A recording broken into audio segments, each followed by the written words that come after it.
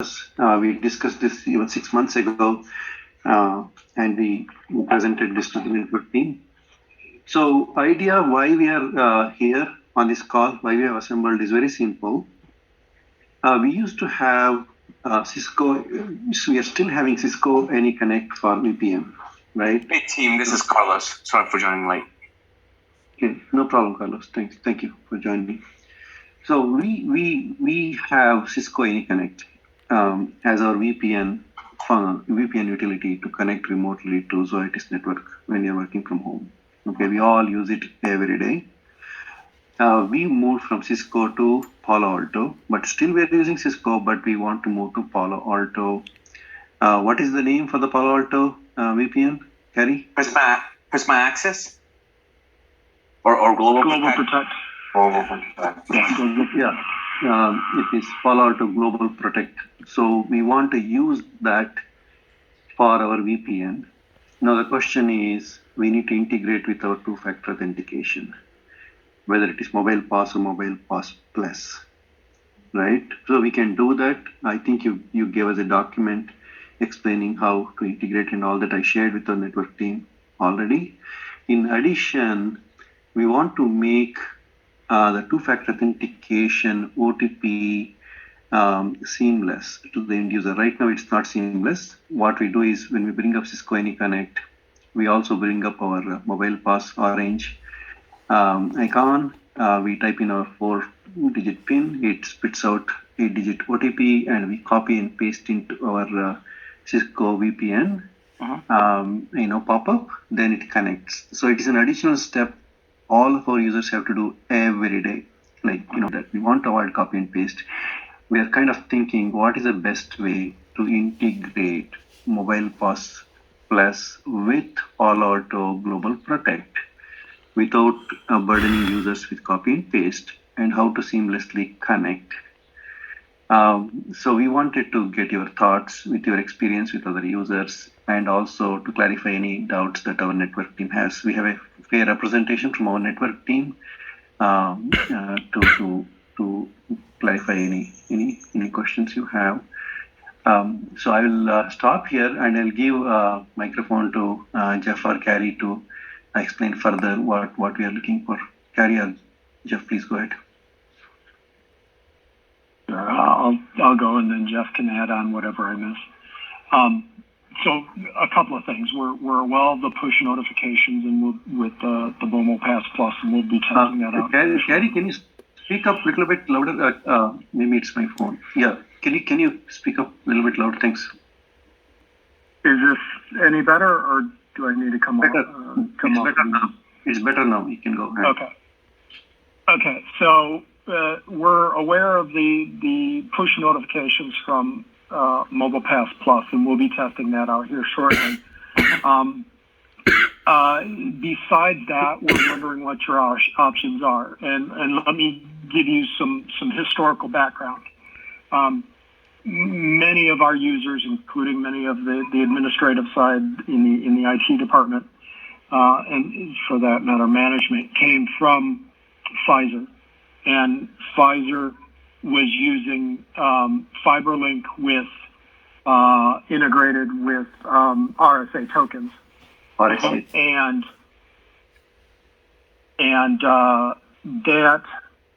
that integration, essentially, you would bring up the FiberLink client. You would enter the 4-digit PIN for the token in the FiberLink client, and they were integrated such that the 8-digit code through backend API or whatever was entered, and then you got your Radius authentication on the backend to confirm that code. So that would be one approach that we would certainly improve the user experience that our users currently have or will be facing. So I guess I'll leave it at that and give Jeff an opportunity to comment further. Yeah, I was purposely waiting for you to complete that, Carrie. You said it very well. It's we know that we want OTP. We've been through this discussion about OTP or no OTP, machine certs, other mechanisms. to have a second factor. We basically spoke to the experts from a security posture perspective, and we know we're sticking with OTP, but the end user experience with Mobile Pass right now, either looking at their mobile phone and typing in the 8 characters or doing the copy and paste from the client, is not something we want to persist with. They are used to it at Zoetis. Those who came from Pfizer and Wyeth, like I did, liked that integration, that tight integration. We only had to type the PIN. We're hoping there's something similar for Mobile Pass, whether it's that Plus device or whatever. The little amount of interaction as possible, the better. Obviously, the PIN probably is non-negotiable, but everything else should be seamless. And that's what we're trying to get to. So, sorry, Carlos, I think I might have stepped on you. No, it's okay. It's okay. The one thing I wanted to add is I used a different MFA provider, the Microsoft one in the past. I like their solution. I'm just wondering if SafeNet has something similar. So what we did with Palo Alto is we had 2 forms of authentication, the user ID and password, and would also do a radius authentication to the MFA provider. And then depending on the phone's technology, so for example, if it's iPhone and they had Face ID, right? It would either ask them to approve it with a PIN or approve it with Face ID or approve it with, Touch ID. And I think some of the Android ones had the same features.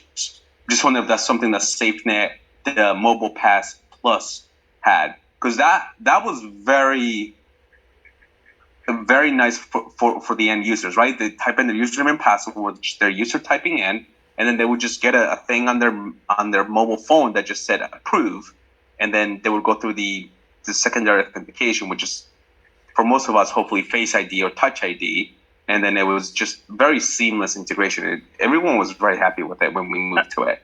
Actually, that is what I was thinking would be what you're looking for, and that capability is available with the Mobile Pass app on the phone. So basically, the way that works is you get a prompt on your app, and you just tap on approve. And to your point, to access your phone, at that point, you've already established that, I want to say one-factor authentication, whether you're using biometrics or Face ID to access your phone and then to access the app. Does that make sense? So you'll just pop up on the app and say, hey, there's an attempt being made to access a VPN, and the request has been made, and you just tap on approve. So that capability is available. And at that point, they don't need to put in a PIN at all, right? Nope, they don't need to put in a PIN. No, because like I said, that trust relationship has already happened between the device and where the request is coming from, and all you need to do is just tap approve. So, question on that: if it's the nice facial recognition or stuff like Carlos pointed out, does this work cross-device? So if I'm on my PC and I want to have this seamless integration, am I going to get a push notification to my iPhone or to my Android and through whatever? Yeah. So as long as you have the app, you'll get the approve. So you'll get that prompt. So the app needs to be on both the PC and the iPhone and works in tandem, and then the PC will get authenticated by Face ID? No, the app does not need to be on the PC. You could have either or, right? You could have it either on your PC or you could have it just on your phone. Perfect. And so both? If we choose that approach, You can have both. So Jeff, you can have both. And keep in mind that on the handset, the biometrics would take the place of the PIN. So basically, what you're doing is the biometric actually obfuscates the PIN code itself on the app on the laptop or the tablet. Unless of course it's like an iOS tablet or an Android tablet, then you would still have facial recognition available if the device or Touch ID if the device supports that. On a laptop. This is Dave Johnson. That was me that asked that question. Sorry for jumping in without introducing myself. So could I have the app on my PC and on my phone and then choose which one I want to acknowledge? Or do I only get to install it on one of my devices and use that always? No, so the nice thing about our solution is you can have multiple soft tokens. So for instance, I personally have a cell phone, I have an iPad, I have a token on each, right? So they're a different token, but to the same user ID. Mm-hmm. And so at that point, I can choose which one I want to take advantage of. So walk me through the end user experience with like a VPN client. If I want to spin up the VPN client, can you walk me through what the end user is going to experience? Gents, I can do better than that. If you allow me, I can share my screen and show you how on Palo Alto it looks like. Sure. Wow. Great. And then the next question I would have, sorry, Sina. The next question I would have is, what version of SafeNet Trusted Access are you actually using? We have the latest STAs. Latest. You're on STA standard, is that correct? Yeah, Star Standard, yes. So you might, and you can also take advantage of SAML rather than Radius if you're moving that direction. If you want to stay with Radius, you absolutely can stay with Radius as the integration mechanism, but SAML is also supported with Palo Alto, is it not, Sina? Yes, and that's what I want to show is the SAML integrations for the benefits in multiple areas. So not only you're able to... Sorry, this is very interesting. They said SAML. On the SAML integration, do we still need to whitelist the individual IP addresses of the requesting authentication servers? On STA, no. If you're talking about the auth nodes, that's not the requirement with the SAML. SAML is using cryptography, so symmetrical keys, and that's how it established trust between the Palo Alto and the STA. That's fantastic. So we don't need to keep track of the public IP addresses of the firewalls that are trying to authenticate. You don't need to anymore. Oh, cool. Very cool. It's very interesting. So yeah, please show us what the end user would experience, both in the case of they're using their phone with Face ID, or they're going to use their PC with the mobile pass solution. Okay, sure. I'll start with the phone, and then I'll try to register a token on this computer. I haven't done this. It's a virtual image, and we block it, so let's see how that goes. Yeah, we have security protection, but with AWS, I've been able to get around it sometimes. Yeah. If you see my screen, okay, on the left-hand side is an iPhone that I'm screencasting. On the right-hand side is the Palo Alto TIC client from the tray. I'm guessing you're using the Google Protect client, right? Yes. Okay, all right.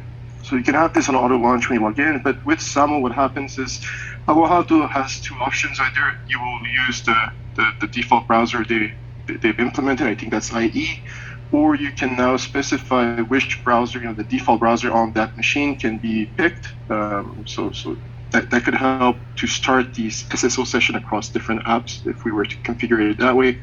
But its most basic form, with the containerized browser, this is SAML in action. So SAML is all browser-based login. This is the SafeNet login page, and with this, what we get is you've mentioned auth nodes, the source IPs, but we get more than this. We can do adaptive policies with SAML, so we can set based on context, what the authentication requirements would be, or just deny access. So we have full control over who is able to log in. I'm not sure if you've played with the policy engine before, if you've looked at it, if you're utilizing it today, but there's a few contexts that are pretty neat to have, like being able to detect if the user's coming from a Tor network, a public VPN. We could keybase off that, or just your corporate network. If the user's coming from your corporate network, maybe you want to reduce the requirements, maybe just eliminate the OTP or password, whatever it may be. That was going to be my question here, because this is, picture's worth 1,000 words. What I see you prompting for now is not an OTP, but a domain password, and the auth profile in Global Protect. We were planning on pointing it to like Azure AD SAML as an enterprise application. It looks like you're also doing the domain password authentication at the SafeNet layer.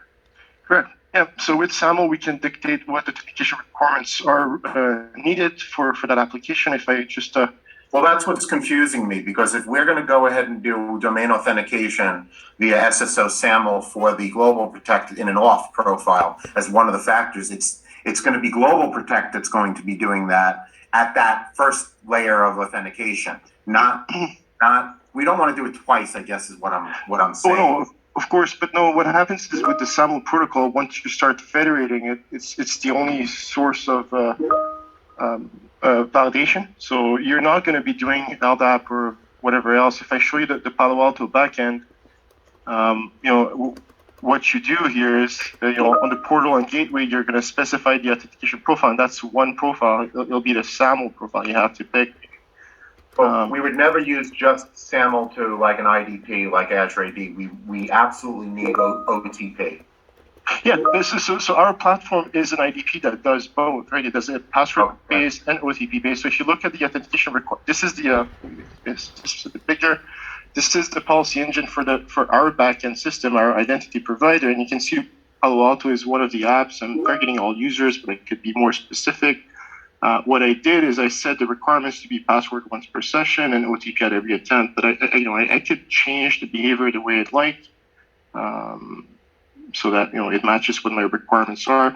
The idea is If we have this set up this way, do we then on the Global Protect side in the configuration not do the authentication profile for SAML in the Global Protect side of things because you're going to be doing it on your side of things? Well, absolutely. You're doing the authentication profile for SAML, and that's what you're specifying. So that's exactly it. If you look at it here in my authentication, I have a bunch. Apologize, but this is a SAML one. You can see type SAML points to this IDP profile. Yeah, it's broken down in 2 steps. So basically, you first create a SAML identity provider here. You see the start task demo. You import our XML basically. This stuff I know. We do it all the time with Azure AD. I guess again, what you're showing me here, and maybe Carrie and Carlos and the rest of the team understand this. What you're showing me here, the only reason I'm confused is it looks like you're configuring an auth profile for SAML in Global Protect, but you're also configuring an auth profile for SAML and an OTP in SafeNet, both. Yeah, so I think it's... They have to be done. So one thing I want to... Sorry, this is Kanan. One thing I want to highlight here is if we choose the same way using password, right, we have to sync the password hashes from on-prem to stop. Is that right? Yes, there's 2 options today. So either we're going to do password hashing with the sync agent. Not sure if you have any concerns about that. We can try to alleviate those. The second option we've introduced more recently is delegated password validation. So we can send a request to we officially support tested Azure and ADFS. So if you have Azure AD and the passwords are available there, we can query in real time. So it wouldn't be hashing anymore, it would be passed through. So at every attempt, we'll send a request out to the federation server, whether Azure AD or ADFS, and get the validation that way. Are you... Hey, buddy. Sorry, this is Dave Johnson. Would you mind, can we just see the flow happen first? And then please. Please. I jumped around. Yeah. So let me just kill this because there is a time to live. I'll just start it again. There's a clock in the assertion, in the SAML assertion. There's a timestamp, So basically what happens is you click on connect, it opens the browser, whatever authentication requirements is defined in SafeNet, that is what is prompted based on the context of the user. And this is what you wanted to see is the push. Note this user has multiple token types. That is not necessarily push. That's why it's not auto-generated if it was the only token for that user. There it is. I was going to say your cell phone wasn't showing. Okay. Yeah. I haven't clicked it yet. No, I'm just saying that if this user only had a Mobile Pass Plus token, what would happen is the push would auto-generate, but I can either click on push here or just submit a blank code. It does the same thing. If you look on the left-hand side in the notification bar, I got a request, and I click on it. I can see the user having made the request, and the sweet spot is you can just approve the request with the button there. Submit your biometric, whether Face ID or Touch ID, and assuming that is complete, you're going to log in. And you can see it's very reactive. There's not much time spent for you to get the request or to approve it.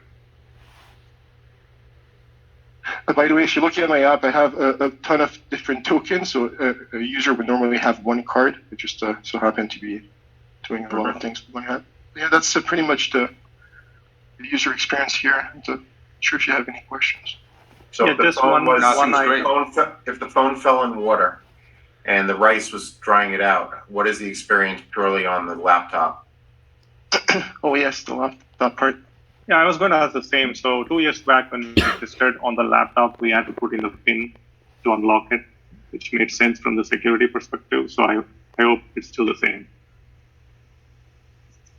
Correct. So the app on the computer has a PIN policy, and Yeah, this is what happens if you change your hardware requirements. So the app has a pin policy. It would be your 4-6 digit pin, whatever the complexity we defined. And if you have enabled Windows Hello, so you have biometrics options within Windows Hello, that will be an option. So instead of having to enter a PIN, you would use Windows Hello as the PIN.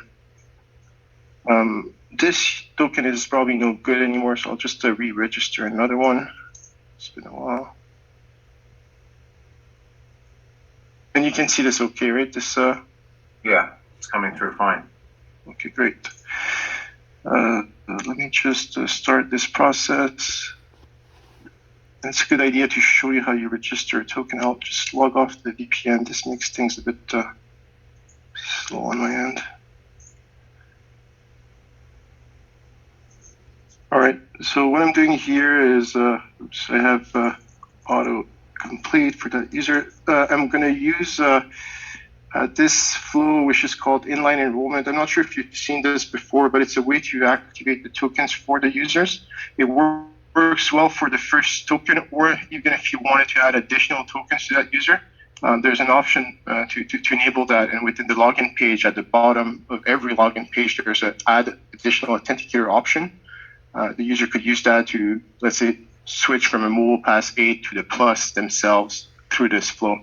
Exact same experience. Basically, the platform will want to validate your identity. That is done today either through the domain password if we're hashing them, or not. If not, it will send a one-time code to the email we have registered for that user on file. So there's two ways to validate the identity. We're looking to expand this to government IDs or SMS codes or different other means, but for today, those are the two. Here's where the user picks the different token type he wants to pick, whether it's a FIDO key or a Mobile Pass Plus. And the neat part is after that, and again, these options can be turned off on an individual basis. I'll pick Windows 10, so on this computer.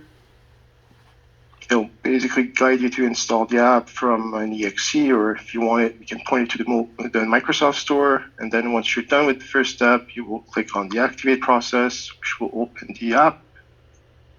So if you can see this okay, I'll just guide you through the basic step of what is a token, why do you want to use this.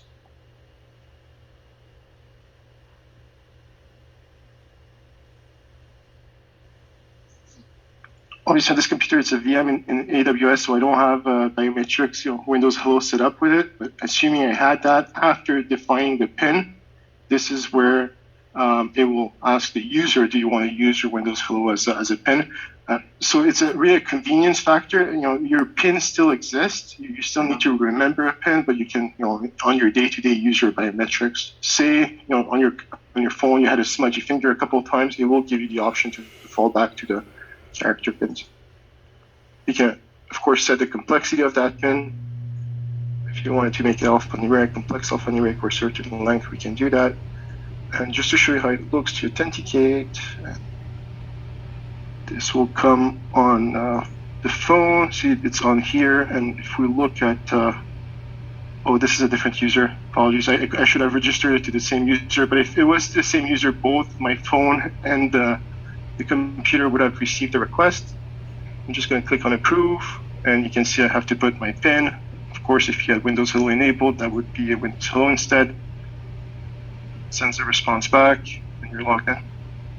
That's the key right there, what you just showed us, because that, I think what Kanan, you had showed us was that entering of that 9 or something. It looks like that's no longer required.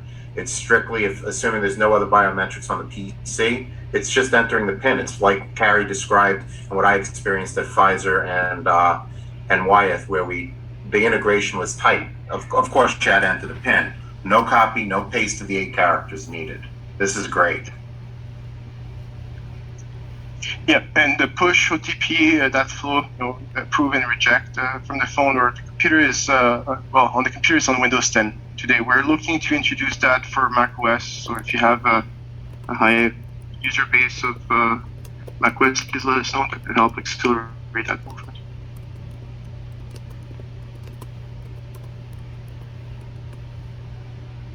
Okay, this has been a good demo. Thank you so much, SafeNet/Tails team. Carlos, Jeff, do you need any further clarification? Any further demo? I personally don't. I still like to wrap my head. Now that, DJ was right, let's get on to the demo. I still want to wrap my head and understand, inside of Global Protect's documentation, it talks about the authentication profiles. You have a distinct one for LDAP and you have a distinct one for OTP. That's to go full authenticated, right? Not always on, but the actual final stage of full authentication. And then inside of the mobile pass, you have the SAML capability to authenticate yourself to an IDP like Azure AD and OTP. So I just want to understand. I guess I want to understand: does both SAML and OTP get configured in SafeNet, and LDAP and OTP get configured in Global Protect, or is that not necessary?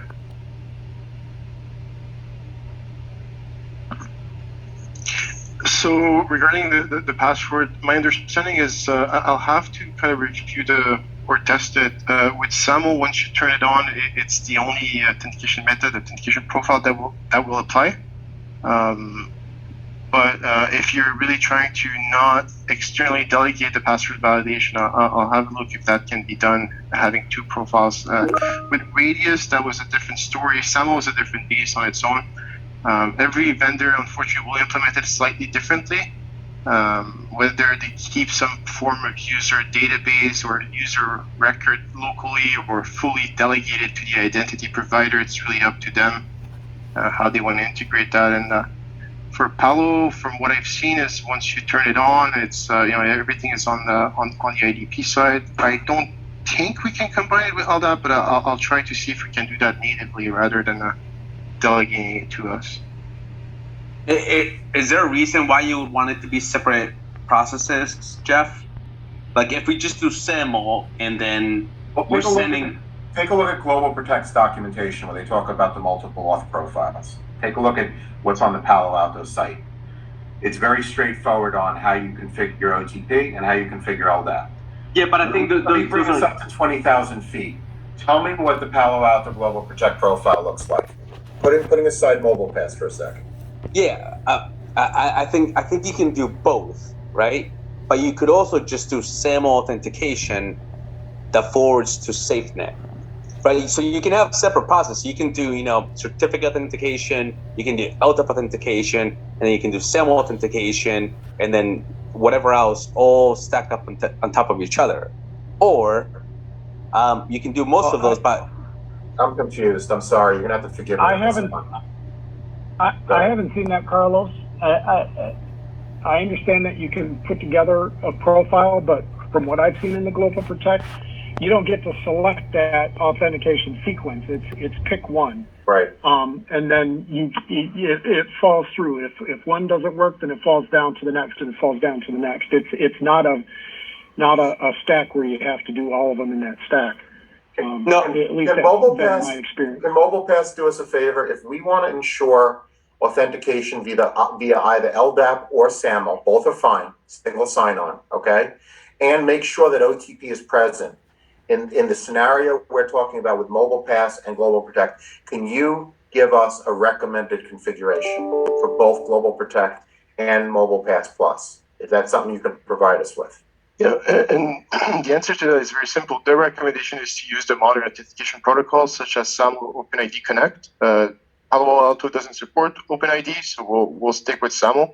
These are much stronger than the Radius protocols you've been accustomed with.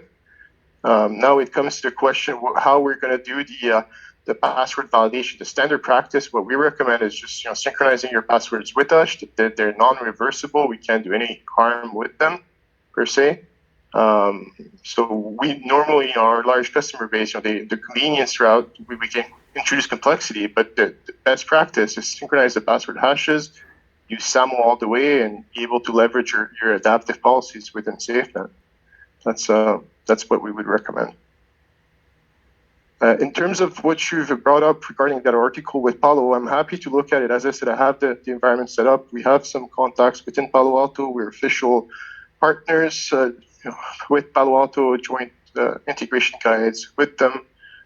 If you look at their website, you will see it. So again, happy to elaborate more on how we can do things. From what I've seen is pretty much what was stated is that you can define multiple profiles, but it's kind of as fallbacks. You can't enforce both at the same time.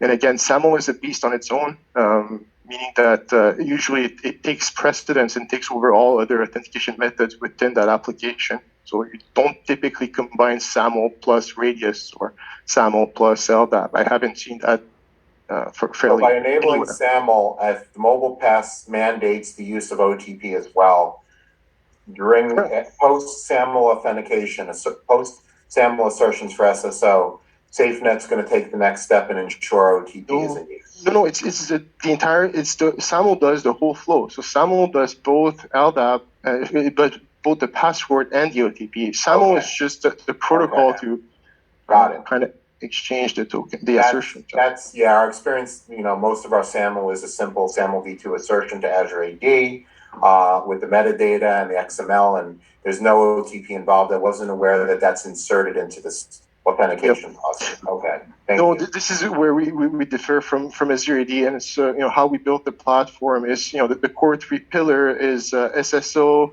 adaptive auth, and MFA. So this is where we kind of combine all of this into one platform and made it very convenient to use. As you can see, my policies are not complicated. I really like this console because it's easy to for a newcomer to come and use this platform and not make mistakes while building the policies. It's really flexible. As I said, you can have different user personas, have different requirements for the same apps. So you would do that based on the group membership. One group will use XYZ authentication method. The other group would use another method. And again, I haven't expanded much on the policy engine, but it's not just allowing who and what application, but it's all the adaptiveness I was talking earlier on. And these are some of the different You're not sharing your screen. I'm not sharing my screen. Oh, sorry. Is part of the adaptation based on machine type or device type that's doing the authentication? Windows 10 versus iPhone versus Android. Yes, this is one of the options we have. If you can see the screen here, apologize, I stopped sharing early on. So the operating system is one of the conditions we can use. Some of the common ones is user location. So if the user is coming from a country, clicked out of it. So if you see here, I can start auto-completing. So say if the person's coming from Albania, I could grant him access with a token only if I wanted to, or just flat out deny the user. Are you not recommending just the usage of OTP? Say, what if we leave out the password portion of it? It's really up to the customers. Some customers are wanting to eliminate passwords. Other, introduce an extra layer of security. If you look at it security from an onion perspective, adding layers is always better to a cost of the user experience and friction. So I would say, in today's world, passwords have been there for 60 years, and they're not anytime soon going to go away. It's the most easiest way to authenticate someone, and I still think there's value in a password. It's just you want to reduce the number of passwords a user will have to remember and carry with them. So if we can have one password across all, it's probably easiest, at least for the enterprise world. I'm not talking personal accounts here. Yeah, we understand. So basically, that's whatever the slide that Panisha was showing initially, that did have a domain password validation, but that was based on the Radius, which would internally validate the password against the internal domain controllers and then go to SafeNet for OTP. I think the concern here is, since we have to sync the password hashes to SafeNet, right? I think that's something that we have to do some kind of a risk assessment and all to make sure, and how SafeNet is actually storing and what layers of security is being added to the password hashes and all those things. If you have a document that you can share with us offline, that would give us some education. Yeah, we can do that. There is under NDA a security white paper we can provide. I'm not sure if that's in place, but I'll work with the teams to make sure to have that to you as soon as possible. So there's going to be pre-auth cache credentials with, I'm not saying we should change our conditional access posture in Azure AD, but in theory, if we did, the SAML assertion to Azure AD as an IDP for that identity should just be seamless. It should be true single sign-on, no prompt at all, but still have appropriate levels of control. And then adding the OTP on top of that should be sufficient, or is that not technically possible? Why would you authenticate to ADs via SAML and then authenticate again to SafeNet via SAML, Jeff? For the OTP. You don't have to do both. But right now they're asking for the user to type in a password now. Yeah, but you don't have to do both. But you can just do one SAML authentication to SafeNet, and that's it. Okay, but can you avoid the user from having to enter their password? Because in theory, they logged into the box itself with the password, and a call to Azure AD as an IDP via SAML v2 assertion, even assuming conditional access policies changed, would be seamless without the need for them to ever type in a password. Oh, I see. It's an avoid the experience question. You avoid that extra user, now type in your domain password. Okay, now we're going to do a push to you. Got it. And Jeff, I think that was Jeff. That was a good point you brought up. So Microsoft has this thing called the Seamless SSO.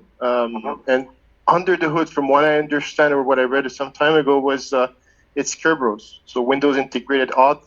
We have the same capability. So I should have mentioned this. It's just that should your Kerberos, do you know what Kerberos is? Let me. Yes. Okay, so should your Kerberos not be available, so the machine is not able to talk to the KDC, called the domain controller for simple words, then it will fall back to the password base. So what do we do then? If the user is not on the domain and can't do Kerberos, then he'll have to do the password. If we're not synchronizing them, we're looking at a scenario where users will start to fail. As I said, the one option is to synchronize. The other one is to do delegated password validation. So we can look at that. If you're really against synchronizing, we can do the hashes. We can do pass-through. I was just wondering. Again, I hear you loud and clear because what you're describing here is the use of the KDC, which is like an LDAP, which is getting to our DCs, which is pre-authentication. The idea of opening that up concerns me from a security posture perspective. I was coming at it differently. I was saying we have an IDP in the cloud right now. We lock some conditional access around it and don't permit public IPs to access Azure AD for most SAML assertions. But we have that ability to do single sign-on via SAML to Azure AD. Isn't that an option? And it doesn't sound like it is.